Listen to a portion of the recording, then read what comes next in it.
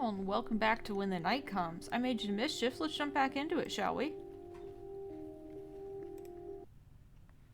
I finally settle upon the hard mattress, the cheap sheets hunched against my skin as I attempt to get comfortable. Light from the low-hanging moon pours into my room.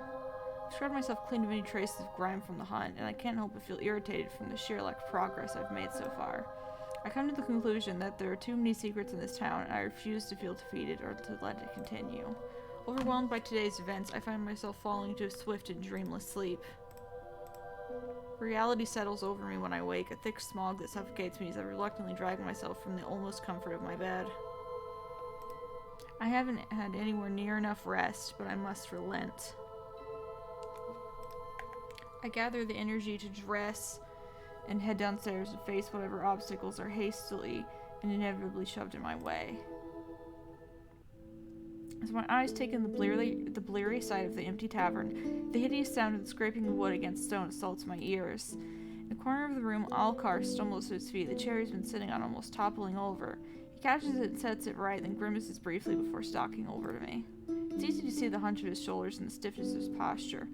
For a moment, I wonder if he's hurt somehow, but as he comes closer, it seems more likely he's only wary, perhaps?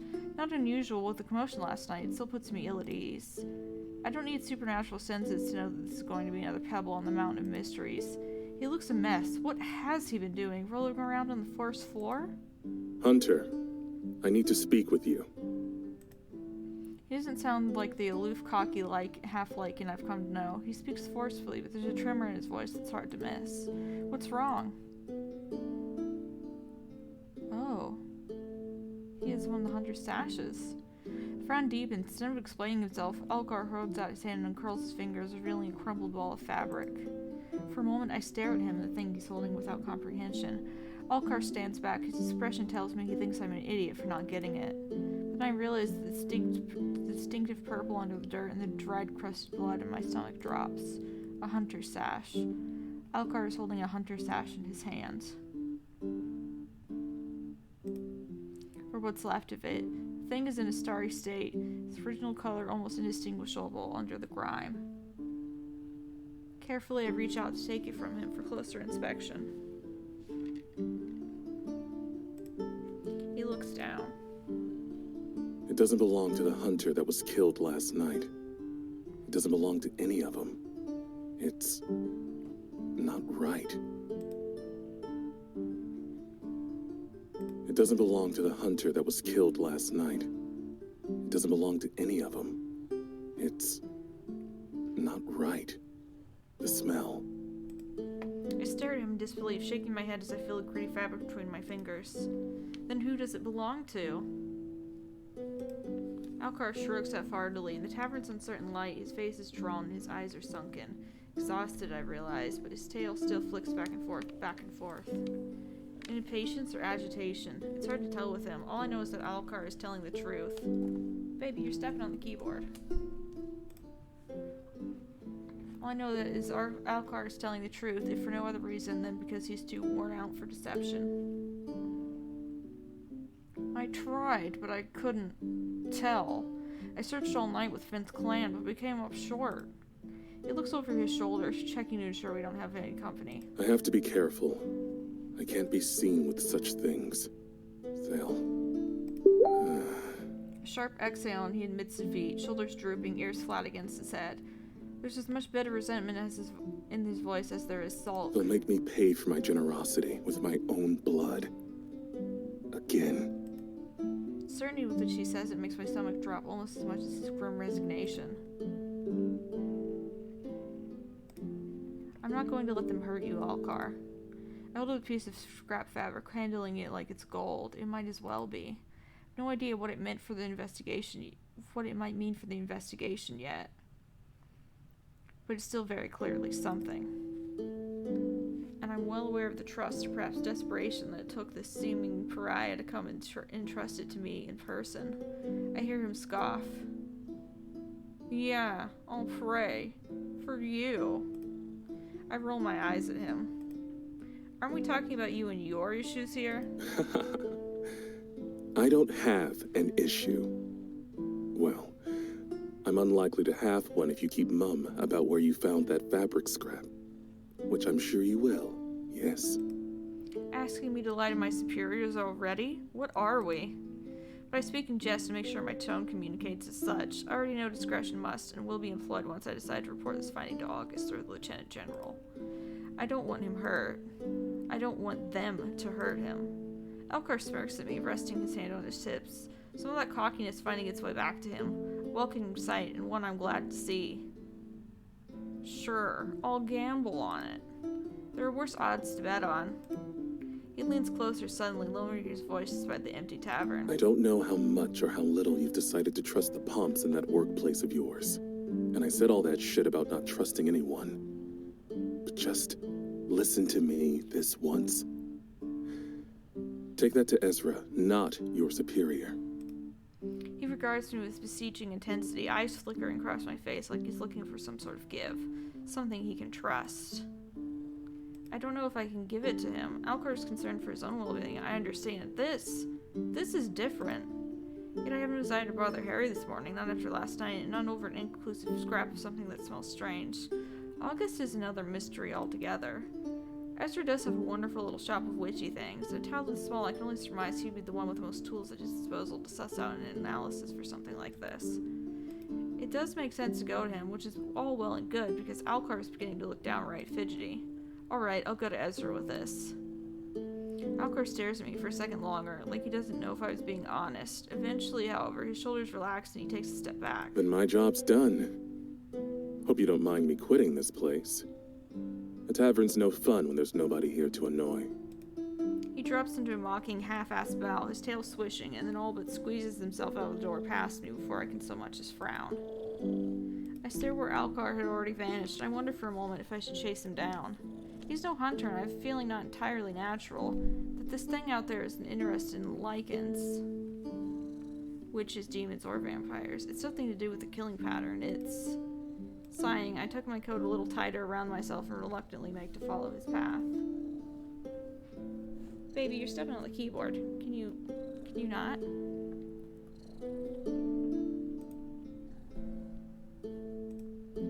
Breakfast will have to wait. The shop is empty when I arrive, the comforting tinkle of the bell that sits above the door welcoming me. Ezra is nowhere to be seen, but I do a small white cat curled up at the foot of the shop counter. Curious creature, one that gives the same soothing magical aura. One that gives off the same soothing magical aura as her assumed owner. The purple curtain that separates the shop and living corner twitches, and Ezra emerges clutching a cup of steaming tea.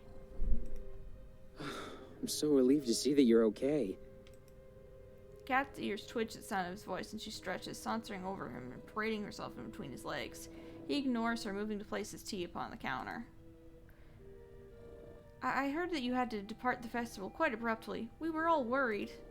I nod politely, offering him a clipped smile. I did, unfortunately. I hope you've had enough rest. You look exhausted. Not that I'm surprised after what I assume was an incredibly late evening. Would you like some tea? The sash feels heavy in my coat, and as much as I enjoy exchanging pleasantries with the witch, I'm here for a reason.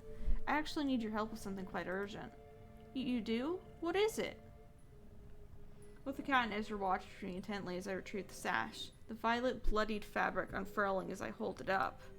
The cat hisses, her hackles raise as she darts into the back room. That paired with the look on Ezra's face unnerves me, and I sigh heavily, exasperated as he rushes past me to unlock the front door. Deadbolt and all. He faces the door, his palms splayed flat upon the window pane. It glows a pleasant shade of blue as he whispers what I assume to be a word incantation before he turns to join me. They were quite clearly alone. His voice is tactfully quiet. Where exactly did you get that? The words rush out of him, and his aura is panic, so much so that I begin to feel a terrible sense of unease washing over me. Ezra is the one person I truly had no hesitation about trusting from the start. Someone I thought I could rely on, but I find myself questioning his intentions. I also trust Ezra a whole lot. He seems like a very sweet dude, and I feel like I could trust him with this sort of thing. So why don't I? Why doesn't the main character? Could he possibly already know who this belongs to, and if so, how? Alcar found it in the woods last night. He told me to bring it to you, and only you. He runs a hand through his curls. I notice that it's shaking. Ezra, are you okay? Heavy exhale, he closes his eyes, shaking his head before he meets my gaze. I don't think you understand. This puts us all in danger. Danger? I don't understand. It's just a sash. I simply hoped you could identify who it belonged to. You're aware of who his owner is, I assume, based on your reaction? I play dumb, disguising my interest in the fact that I know it's not the new victims. If he's hiding something, I'll find out. He moves around to the other side of the counter, nervously rearranging a pile of glowing crystals and pushing aside a dish filled with colorful gems. His fierce big glance as he takes the seat, and then he forces a smile. I have an inkling, yes. May I? He holds out his hand, which I observe is now perfectly steady. I'm hesitant to part with Scrap after that little display of uncertainty, but he seems to have collected his thoughts. Are you sure? He nods, wiggling his fingers impatiently. As sure as I'll ever be. Now, let us get this over with.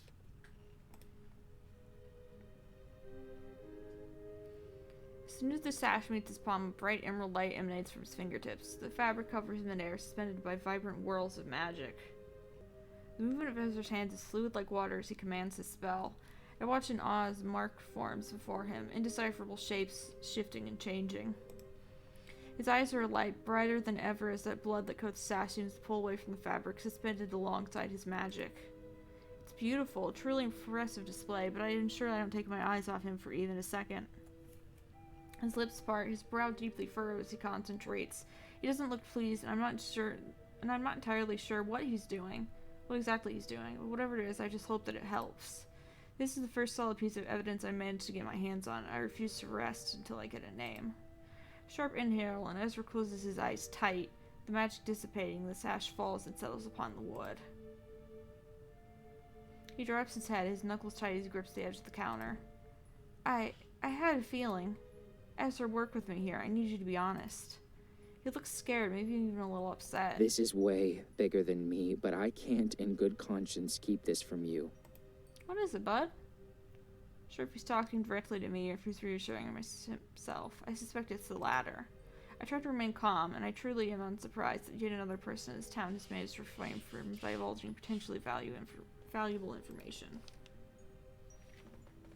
This sash belongs to a girl named Aya Walker. He pushes away from the counter, putting distance between himself and the sash, eyeing it warily. And who exactly is Aya Walker? I really shouldn't say anymore. I would hate for any harm to come to you because of me. Harm? Who would harm me over something as insignificant as a name? I'm growing increasingly more frustrated as the minutes pass by, and Ezra can tell. I know he's not stupid. If anything, he's too smart. I suppose he's just looking out for himself. Whatever knowledge he's retaining is clearly valuable, and I must know. I think back to what Omen said only a few nights ago, about Finn visiting less, about Ezra being tired all the time. Is this connected somehow? I cannot stop myself from going to him. The way he stares at the sash and the way all the color drains from his freckled cheeks has my heart aching. Ezra, it's okay. I'll never let anything happen to you. I worry about you. I know that sounds foolish, but I care for you, and I will not be responsible for you getting hurt. He wraps his arms around his waist, almost as if he's trying to hold himself together. I reach out with a tentative hand and he steps forward. Without hesitation, I wrap my arms around him. Our bodies seam from shoulder to hip to waist to hip. He buries his face in the crook of my neck, his hands splayed upon my back. His fingers curl tightly in my clothing. I hold him until I'm sure he's not going to fall apart. Until I know that he feels safe. Thank you. We reluctantly part, and I register the way his cheeks have darkened, his green eyes bright. Any time. Ezra eventually shifts his weight, his breathing steadier than it had been, and he clears his throat. Aya was a general. She was relatively new in town after being transferred here and was arrested quite suddenly. No one outside of the enforcers knows why. Like some dirty little secret. Hunters, especially the general's rank, are very rarely thrown in dungeons for minor transgressions. We're too valuable, so what did she do? I don't know what to do with this information. A young general being thrown in dungeons is alarming, especially when there's no apparent reason. Treason, murder, unlawful torture. These are all the things that I know hunters have been in prison for, but never without the public having full knowledge. Such events are not usually quiet ones. We have families and friends. We save lives. There must be something, somewhere, that tells me why she was stripped of her title and thrown in a cell. I take the sash from the counter and tuck it inside my coat, and Ezra keeps a close eye on the movement as if it might jump out and bite him. Who was her enforcer? Ezra throws me that look again, the one where he looks sad and reluctant. Gus. Of course, because I don't have enough on my plate already. He quietly scrambles to add to his statement, clearly not wanting me to think ill of August. Only in the interim while her transfer was processed. She and Piper hit it off quite quickly, but she was gone before she had a chance to thrive. I take a step towards the door and Ezra nervously follows. Where are you going? He looks like he wants to reach out and stop me, but he thinks better of it. I'm going to clear my head before... I don't know. I reach to turn the lock, send for the handle, watching his sword shimmer and fade as he reluctantly waves his hand. Something begs at me to pause. Tell me, why are you so afraid? I'm scared to learn the truth. I've only ever wanted to find somewhere to settle, somewhere quiet and away from the things that gave me nightmares. I found that here. I found love, a family, and yet... Nothing lasts forever? He shakes his head. Everything crumbles, eventually. That's why I'm afraid. I just want a normal life. We stare each other down for a lingering moment, and I truly feel sorry for him, for everyone in this town. I assume that associating yourself with creatures doesn't grant you much peace. It does not. I drop my head, my mind swimming. People are dying and being thrown in dungeons. I've got your back, Ezra, just as long as you have mine. Thank you. Just stay safe. We need you. Chill air hits me as soon as I open the door of Ezra's shop and step outside. It hisses in my ears, piercing through my layers like it wants to chase me back indoors. I can think of no alternative more enticing, but my work is done here and I need to move on. Then a moment less well timed, it seems, as I close the door and immediately notice a familiar face skulking about just out of my vision until now. Owen startles when he realizes that I've spotted him. He takes a full step away from me, one hand half raised, his tail lashing like a snake. For reasons I can't even begin to fathom, there's genuine fear on his face. Omen. I take a deep breath. I take a moment to look him over. Omen seems, by all accounts, unhurt. At least he isn't hurt enough that it interferes with his glamour despite his obvious distress. Under my scrutiny, Omen takes a half step back, hugging himself, and I hasten to put him at ease. He isn't an enemy, least of all one I'm willing to make. It's alright, I was just surprised to see you is all. Oh. Owen looks away for a moment embarrassed, and he offers me a half smile, visibly relaxed. I've been... hiding. Things seem to be tense right now. I can't help but sigh at that. That's one way to put it. I gesture vaguely at him. But what about you? You seem to be in a hurry. Is something wrong? Owen's eyes widen. He opens his mouth, but doesn't say anything for a moment, then shuts it. I'm looking for someone. Owen says this very quietly, like he's confessing a secret. He scans my face, his eyes flickering red rather than the usual warm brown. I wait since there's some little else I can say. And something seems to resolve. Owen looks from me to Ezra's door and takes a step back, his mouth tight. She's probably not in there. I should get going. It's nice seeing you again. He makes a turn away, and I don't know what moves me to act. Perhaps it's aura. His aura. The way I suddenly sense it swell under his glamour and spot wisps of flame trailing from his hair and the tips of his ears. Perhaps he's walking away, and I simply can't let him go right now. Perhaps I'm tired of one more fucking mystery in this town.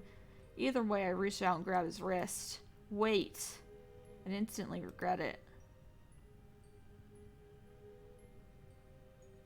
Heat scorches my hand, forcing me to withdraw with a small cry. Owen looks over his shoulder at me with glowing amber eyes, his lips drawn back in a half snarl. His still eerily human face is framed by a wreath of fire. My guts clench, twist under the sudden glimpse of an immense, blistering presence that sprung out of nowhere. My instincts scream at me in warning. Demon. Then Owen jerks back as though out of a trance, and everything extinguishes. I don't know how long we stand outside Ezra's shop with the space of a sword swing between us. Owen's arms are limp by his sides, making no move to defend himself. All he does is stare at me with huge eyes and palpable horror. I'm sorry. I force my mouth open and tell him it's alright. I've had worse really, but I can only pry my jaw open. The words I can't force through. He's not waiting to hear them. He's stepping away. 1, then 2, then 3, and he turns around and flees. I can't move my legs to follow. the time I get enough control of myself back, Omen's already long gone. In hindsight, I'm glad I couldn't follow him. It takes a tremendous effort for me to pry my stiff fingers from the comfort of my weapon. I'd been sitting in my room at the Wolf, waiting for the sun to set, waiting for darkness to fall so I can carry out my next move. No messenger had come to summon me to headquarters, and neither had August come to bang down my door. I gathered that the identification of the deceased hunter is taking a little longer than expected. Or, many dark things crossed my mind, but I pushed them away. I meant it when I said that I'm tired of being pushed from pillar to post, kept in the dark. Enough is enough. If this town wants saving, then I'll do it on my terms. The door to August's office is thankfully unlocked, and I'm pleased to discover that it's empty. The desk is in its usual disarray, papers and books haphazardly strewn across its surface. I take a deep breath and head straight for the filing cabinet I've seen August rummaging through so often, and I carefully open the drawers. Apparently Piper has her own, a whole portion dedicated to her reports. An impressive feat. After so much rummaging, I eventually find Aya's paper stuffed at the very back of the bottom drawer. If I didn't know what I was looking for, they'd have easily gone unnoticed. It certainly looks like August has tried to hide them, which only increases my suspicion. I find her transfer papers, a glowing letter of recommendation from her previous enforcer. Her records are clean with no discrepancies, nothing but praise. I see the words kind and thoughtful repeated multiple times, and the only complaint, if you can call it that her enforcer had is that she was overly cautious. Then I find it. Her discharge papers, an obnoxious red treason stamped across the front page. In the blink of an eye, the whole office lights up and the door loudly slams against the wall. What are you doing? I watch magic coat every surface, flowing and curling over the walls, floor, furniture. Even creeps over their clothing, their skin, too. They stare at me wide-eyed, vivid violet swallowing the once blue of their irises, and though I should be concerned that I've been caught, I'm distracted. August! Magic that glimmers upon their clothing disappears, and their eyes lose that otherworldly glow, but the room remains alight. They look at the bundled papers that I hold tightly in my hand, a frown furrowing their brow. I would ask that you put those back, Hunter. The words are eerily calm, and they seem more concerned than annoyed. What happened to her? They close the door, clicking the lock and checking the handle before they walk towards me. As poison perfect as ever, they stare me down. You know, not even Piper found those. I hate to admit that I'm impressed. August. They unfurl their fingers in a silencing gesture, and I pause. August is still my superior officer, and I am nothing if not respectful. I do not wish for Piper to be demoted, nor do I wish for you to meet the same fate, but I appear to be having a case of déjà vu. But, you know, sometimes the hand that feeds is a forceful one. I'm perplexed. I expected a much harsher conversation. August isn't exactly known for their calm temperament, and this is startlingly out of character. Aren't you going to admonish me? Sly smile, they shake their head. No, Raven, I am not. I believe in you, strangely. I believe that you're a bright light at the end of a very, very dark tunnel for this town. And I have been questioning things lately. Their uncertainty is startling. Their voice seems so sure, so confident. It's like a different person stands before me. Are they afraid too? I just want to know what happened. Their mouth twists and they sigh deeply. I don't know what happened. I am but a pawn. August, please. Let my frustrations show, the paper's crumpling in my grip. She's rotting in a dungeon and no one knows why? Not even the one who signed her papers? A fierce bright glow surrounds us, magic crackling at their fingertips. I did not sign them. They take a deep breath. I couldn't do such a thing. This goes higher than me, far higher. People are scared to even utter her name. They shake their head and I notice I can't get a read on their aura. I am no liar when I say I don't know. Something in my gut tells me this is really all connected, and this doesn't exactly comfort me. With the very institution that I work for, that I've dedicated my life to, I move to pull out the sash and let it unfurl, holding it before them, and August's eyes grow wide. Who does this belong to? Aya Walker. Their expression is unchanging. I see. It's bloodied. I nod, handing it to them. They carefully lay it across their palms, studying it intently. Heavily and torn to shreds. Whatever happened, she put up a fight. They frown, their lips pursed. Something is clearly perplexing them. She was not reported to be injured upon her arrest. That much I do know. Something like that wouldn't be omitted. I throw them a sorry stare, wondering how they could still be so sure of such things. You're positive the blood is hers? I wanted to tell them how I know, but I can't implicate Ezra nor Alcar. Not after they were both so clearly terrified. I'm sure, and I'm going to need you to trust me on that. Strangely, they don't question it. Instead, they sigh, placing the sash upon their desk. She was yours, August. Don't you want to know what happened to her? I went to see her, to visit the dungeon.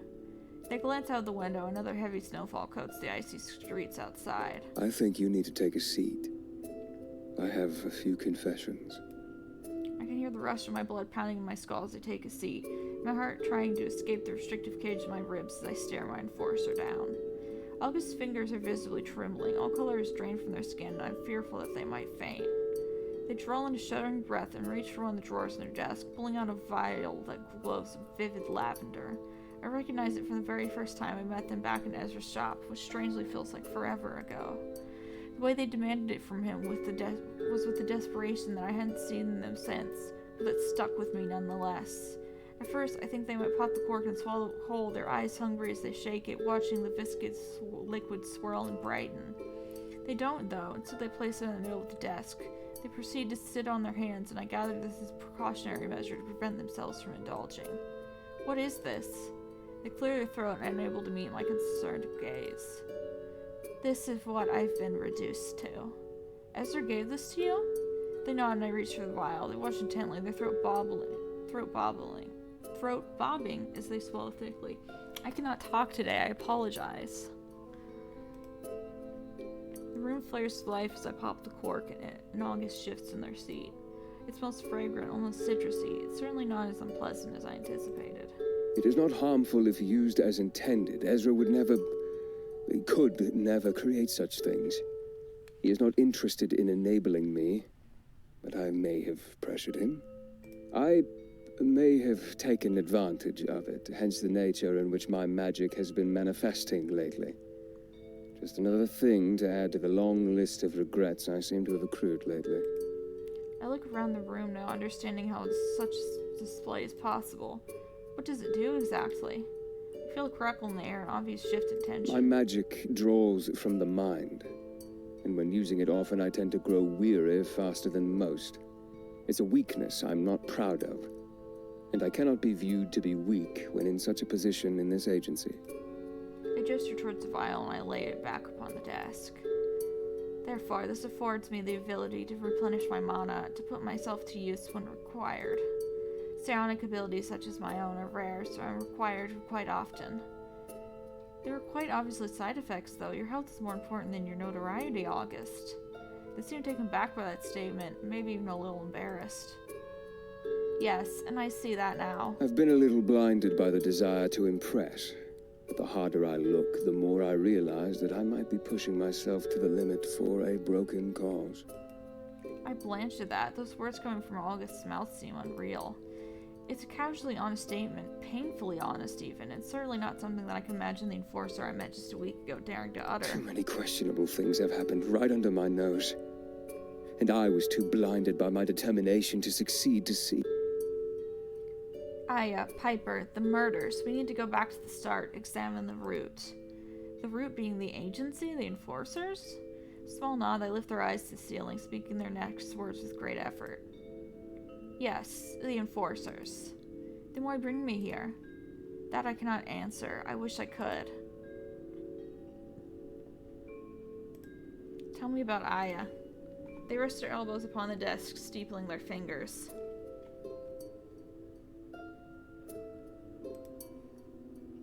There's not much to tell, really. She transferred here only a few months ago. We'd barely become acquainted when she was arrested, though Piper took a liking to her.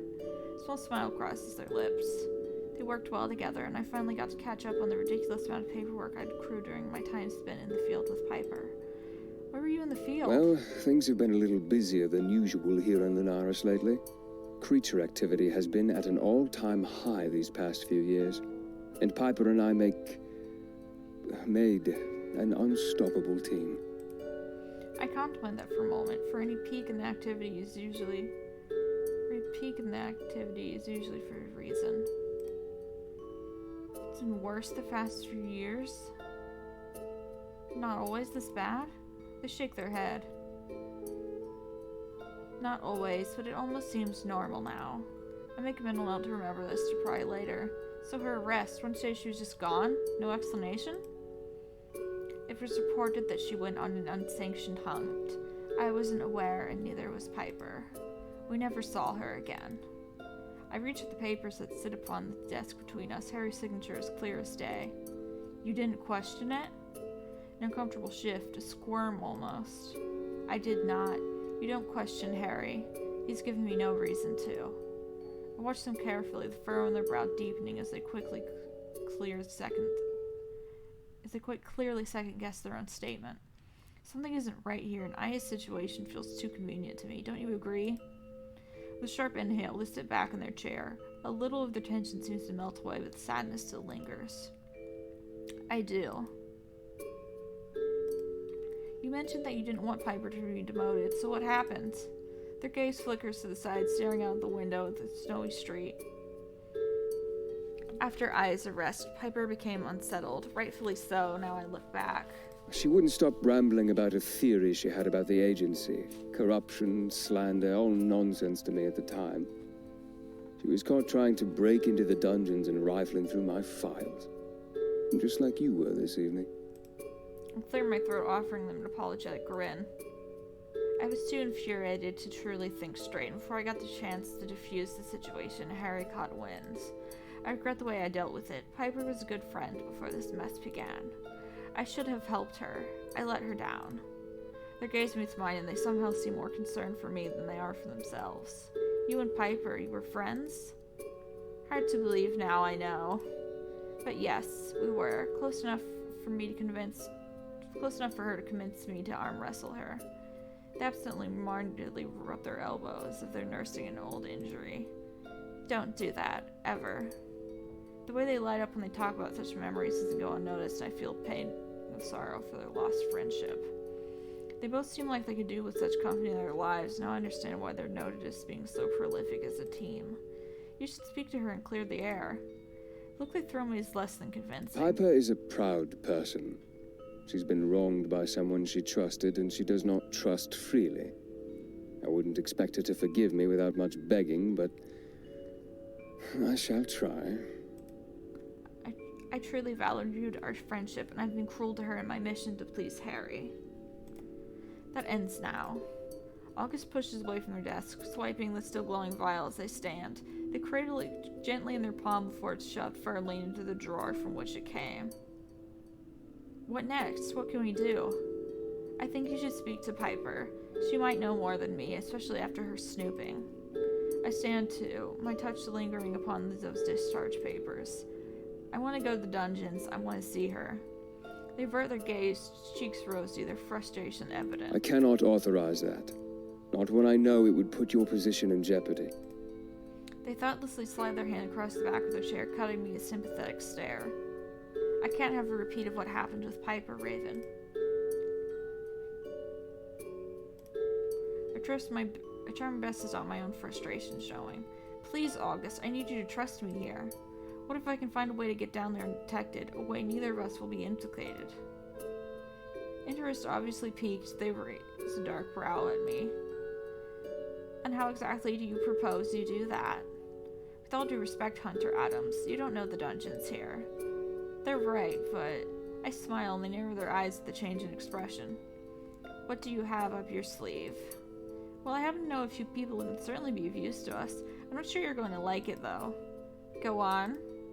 You may not approve, but we have a few allies that probably know the dungeons better than any hunter or enforcer ever could. The dramatic and sudden roll of their eyes tells me they know exactly who I'm talking about. You want to enlist a bunch of vampires to help us break into the enforcement dungeons? Not a bunch, just the one. Finn has lived in this town longer than literally anyone. August scoffs loudly. Lived. He's as dead as the doornail. So you're just going to walk into the dungeon, Casimir in tow, and hope not to get caught? Some other obvious distaste for my plan. Ezra, Piper, even Alcar, they can help too. Do I have your permission to proceed? Pregnant pause follows my question, but eventually August meets my gaze once more. You have my permission. But please, be cautious. I'm no wiser than you here, and I cannot protect you if something goes wrong. I came here to make something of myself. I was so desperate to move out of the shadows of my parents. I come from a family that held me to such high standards. Standards I could never dream of meeting, no matter how hard I tried. The words grow terser as the seconds pause, unraveling gradually. I don't want this to be my legacy. I want to make the world a better place, not a scarier one. I gather that August has suffered through much frustration, and life has weathered them to the bone. They quickly gather themselves. I won't let you down. Sorry, I keep trying to go to the voice for Alcar, which probably actually does suit August more than Alcar, but I can't.